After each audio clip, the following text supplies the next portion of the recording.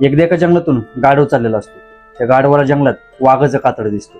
तो ते वाघाचं कातड स्वतःच्या अंगावर घालतो आणि पाण्यात स्वतःला बघतो. त्याला असं वाटतं की तो वाघच झालाय.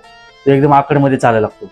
थोडं पुढे गेलं की एक हरिण त्याला बघून पळून जातं. त्याला अजून भारी वाटतं. थोडं पुढे गेलं एक लांडगा त्याची माफी मागत असतो. त्याला अजून छान वाटतं. त्याला आता वाटतं की आता खरी वेळ आली एक वाघासारखी डरकाळी फोडण्याची आणि जंगलातल्या सगळ्या प्राण्यांना त्याची दहशत दाखवण्याची. तो जंगलाच्या मधोमध जातो आणि जोरात एक डरकाळी फोडतो आणि त्यातून आवाज येतो गाढवाचा. सगळे प्राणी आश्चर्यचकित होतात आणि सगळ्यांना कळतं की या गाढवानी वाघाचं कातड अंगावर घातले, स्वतःला वाघ म्हणवतो.